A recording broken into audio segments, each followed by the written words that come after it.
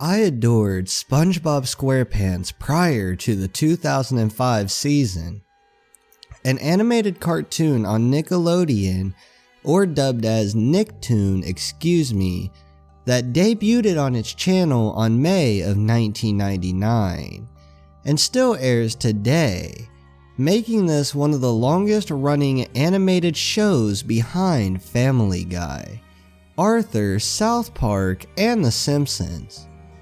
When Steven Hillenburg, the creator of SpongeBob and a marine biologist, stepped down in late 2004, pretty much after the release of the movie, Paul Tibbitt, who also worked for the show, was promoted as the replacement as showrunner, and hired untalented writers as well as writers that have their careers go down as the acting career of Rob Schneider, making the new SpongeBob a complete and utter joke.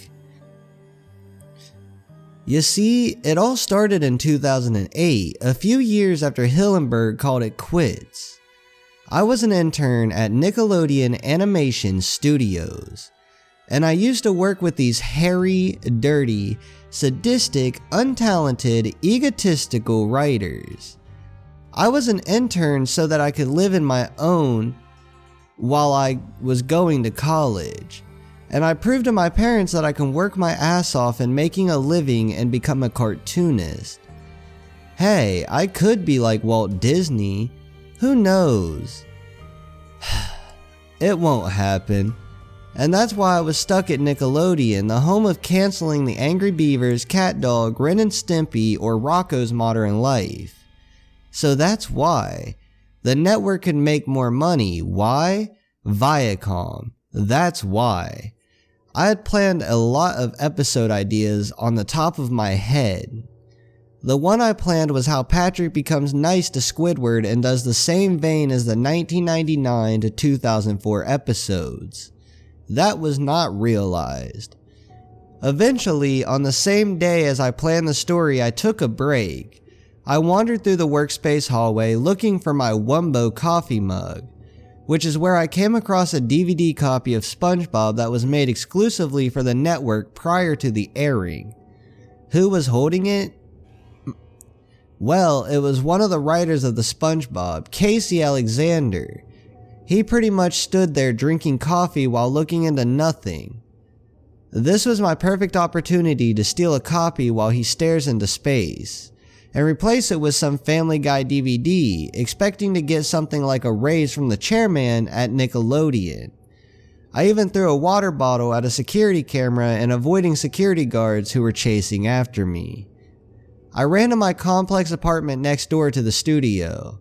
As I was ready to open the DVD, it turns out that the DVD cover was a poorly made It turns out the DVD cover was a poorly made MS Paint version of SpongeBob. Like it was made by the same guy that made Dolan Duck or Gooby or something. In this picture we see SpongeBob looking down at his shoes, disheveled and pretty much badly drawn bruises on his left eye. That's not all, there were bold words in Comic Sans font saying, "New SpongeBob episode." Leroy Jack made this with a smiley face. Now I knew nothing about Leroy Jack, he's probably one of the employees at Nickelodeon. I'm not sure if he's a CEO or a president of the network. Then or now I have no idea. Oh, and the happy face looked like Patrick from the show. I don't know why, so don't ask. I put the DVD on my portable DVD player. Since I was too lazy to put this on my DVD player on my TV, it didn't work. That, my friends, is legitimately weird, since there were no scratches on the disc. I put it in my perfectly cool looking MacBook laptop, nothing. So finally I put it on my DVD player in my So finally I put it in my DVD player on my TV. Strangely, it played normally. The opening theme to the show was weird too. It starts with a stock image of a pirate you would see normally in the show, with his lips moving realistically, but instead we see George Jetson pictures, which I assume that they were taken off of Google Images due to the minor pixels that I see. He says, "Are you ready, kids?" and a similar vine of the actual pirate from the show. Hell, he even has the same voice. So anyway, after George Jetson asked the kids started laughing hysterically. These kids continued laughing as they sound more demonic, as it overlapped the audio for the animation of the intro until the very end of the intro, where instead of SpongeBob playing his nose as a flute, he vomited through the screen. After that disturbing version of what seemed to be a lovable intro for a show aimed for a demographic of children, the title card read, "Oh Patrick," while the background image of Squidward on fire layered behind the title, as we open up SpongeBob in a pineapple house under the sea as we see the house inside. And if you think the intro was weird, check this out. Gary the Snail was shown that he killed himself by placing a gun to his head, and we see snail blood. Off screen we hear what seemed to sound like Patrick yelling in agony, "What the fuck," 5 times. The next part gets more twisted and menacing. We see SpongeBob in the kitchen looking unusually nervous as he had photorealistic eyes. That's not all. The animation on the character himself looked cheap, like something off of a B movie. He goes to the counter to find Kelpo cereal with barnacle chips on the side. While that happens, we see SpongeBob's hands, which look like realistic yellow hands, like they were paper cutouts or something. Seriously, the animation for the character looked lazy, unfinished, and cheap. So SpongeBob gets ready to eat the cereal, until he looked at the clock on his wall and it said 7 a.m. He then said, "I gotta clean up," and laughs. Unfortunately, it wasn't the trademark laugh we were used to. I assumed that this was like if Woody Woodpecker was diabolically laughing while an alien pops out of someone's chest. I know that it is Tom Kenny, the voice actor behind him, but in this one he sounded like he was disgusted, tiresome, and even sad, sounding like Urkel from Family Matters having a stroke. He goes to the bathroom, and as he gets ready to take a shower, he doesn't even turn the water on. He just takes a piss in the shower. He was pissing on 2 legs while washing his hands with piss. To add insult to injury, we see SpongeBob's yellow spongy penis. What? Nobody wants to see SpongeBob's dick,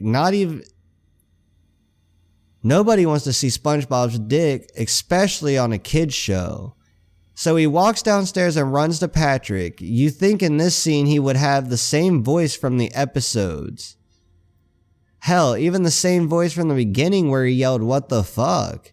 Strange to announce, it's not the same voice. He actually sounded like a pissed off white trash German. "Why hell, SpongeBob, will we go to the house of Squidward to go jellyfishing?" screamed Patrick as he ran to beat up Sandy Cheeks, the Texas squirrel, as we hear realistic cries from her and we see blood and gore, which some consist of squirrel organs, and I questioned if this was meant for kids. SpongeBob smiled like nothing was happening. Patrick then says, "I want to make the Krabby Patties for the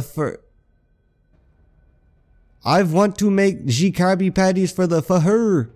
I noticed right away that he said the leader in German, leading to the point that he may be related to the biggest genocidal maniac of World War II that killed millions of people, Adolf Hitler. But I know it's a common German word for leader as a whole, so I thought it was okay, and I sighed with relief. So we see Patrick go to the Krusty Krab when it turns out that he was actually going to the House of Squidward Tentacles. Squidward looked disappointed there and wanted to shove his clarinet up his ass like a dildo. Okay, I guess, but oh wait, it gets worse. We see a close-up of Squidward's anus as he literally shoves his clarinet up his anus. Jesus. Patrick comes in as I assumed that this came off the idea that I pitched early that day. So somebody probably stole my idea, but anyway, Patrick said, "Will you play Solitude in E minor? It will make me laugh hard."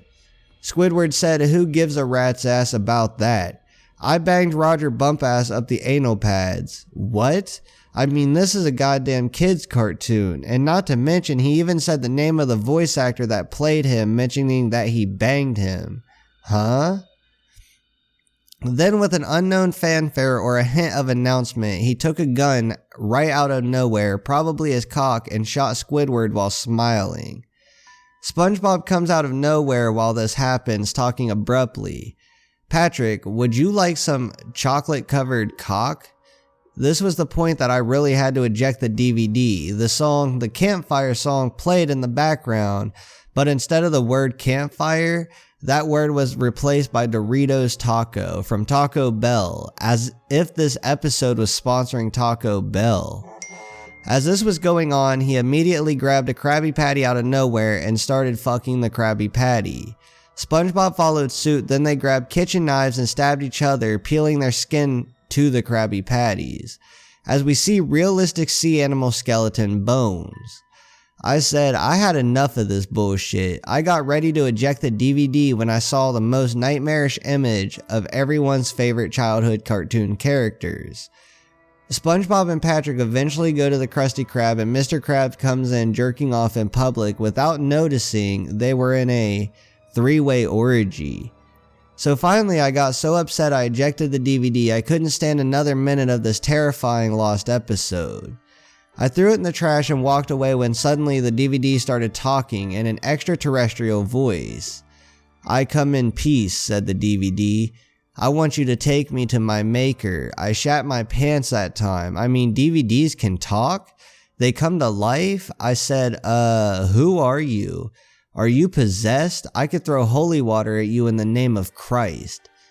The DVD then screamed, "You better take me to my maker or I'll shove Krabby Patties up your ass along with Squidward's clarinet."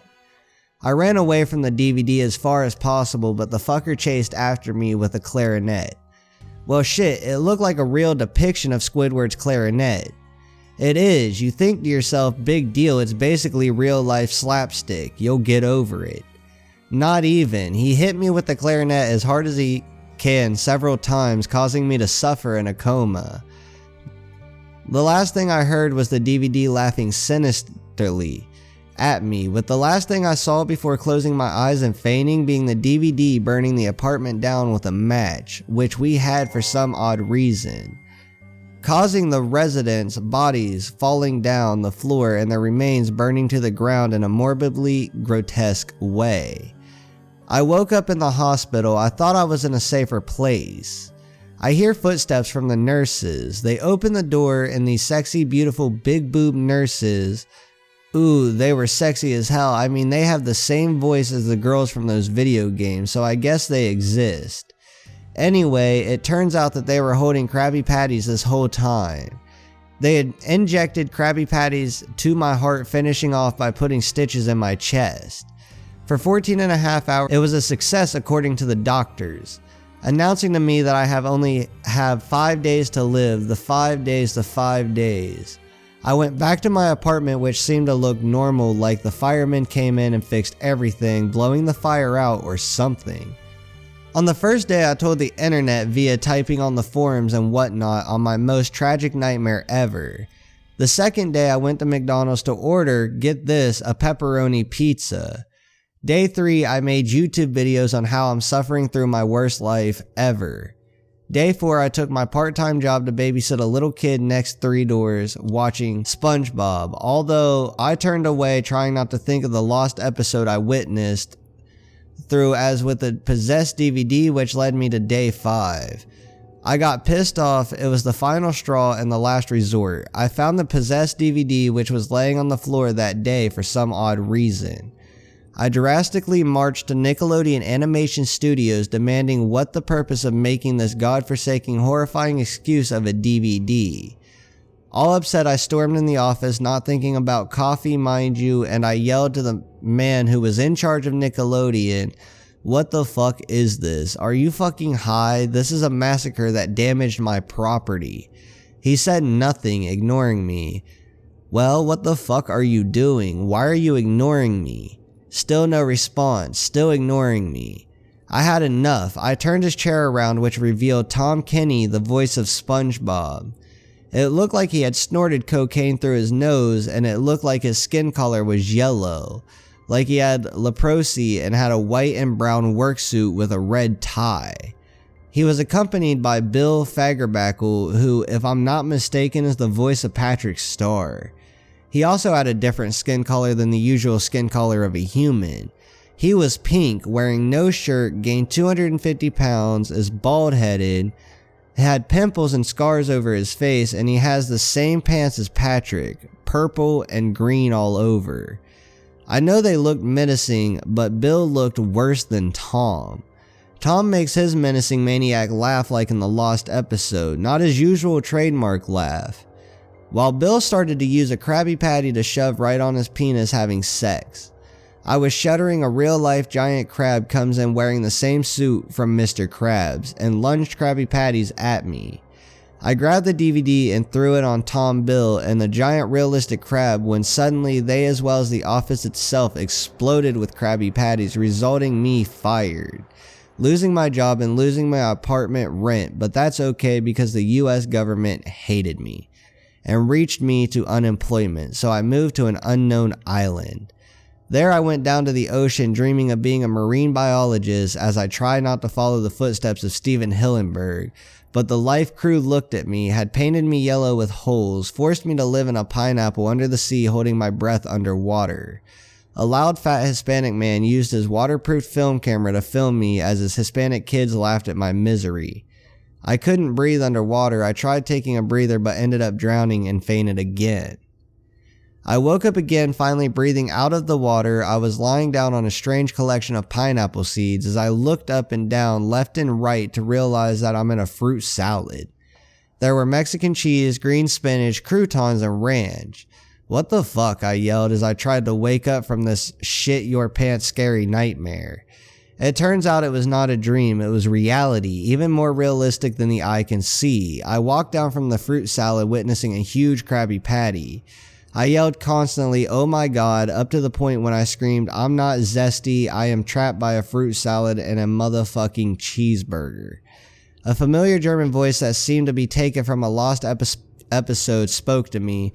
No, no, no, you don't understand, Z is not a cheeseburger, Z is the Krabby Patty. It was giant-sized version of Bill Fagerbackle that I saw from the office of Nickelodeon when I ran to the top of a Krabby Patty trying to find a way out. He started lifting the Krabby Patty that I was standing on as my heart started skipping its beats, and he put it in his dick, humping it the whole way having sex. All of this made me deeply realize that cheeseburgers are pretty much evil. As with everything I encountered, maybe the nurses didn't have big breasts, maybe I didn't sneak a Family Guy DVD in front of Casey Alexander, maybe I didn't have college money or any education money, maybe I didn't become a marine biologist, maybe I didn't own a portable DVD or a MacBook because I am poor, maybe I didn't type all this shit down. This was the correct term for me to say. We are not normal, we are insane. Steven Hillenburg and Nickelodeon both lied to us newer and older generations alike. They didn't want to care about fun, you know, friends who do stuff together, you and me, anywhere and anytime, all right here in the deep blue sea. They just want money, which explains why Viacom owns the shit out of this cartoon that lied to us kids and adults, the same company that brought copyright infringement to a new level on YouTube. I don't know. All I know is that we are normal humans. We aren't even humans at all. We are skeletons. Nothing but skeletons. If you have a next door neighbor or a family member or a closest friend that you have, be kind by treating them as skeletons inside and outside, because they will come to the day that skeleton is you. In fact, you might be skeleton you that you already are. The credits rolled on my life, resulting in the end of existence with the words, SpongeBob Squarepants in charge of Nickelodeon, Satan, executive producers Adolf Hitler, Osama bin Laden, Joseph Stalin, Saddam Hussein, Lee Harvey Oswald. And prior to finding out who wrote and directed this, I shuddered in a deep concern. The Pool Boys told the bad news. Written and directed by me. In other words, I wrote and directed this. Alright guys, I hope you guys have enjoyed this video. If you guys have, be sure to drop a like, hit that subscribe button down below, leave a comment in the comment section down below telling me what other videos you guys would like to see. And by the way, I don't think that this was so much a creepypasta, I think it was more of a trollpasta. I kind of wanted to bring this to you guys, see how you guys kind of reacted about it. Like if you guys like it, I can kind of do more trollpastas because I've been kind of avoiding it, because I didn't think that it would be something that you guys were into. But if you guys do like it, be sure to let me know. I will do more. Also, be sure to follow my links like my Twitter, my Instagram, my Snapchat, my Facebook, all that stuff. All those links will be down in the description below, as well as a link to the story. And I will see you guys in the next video. Peace out.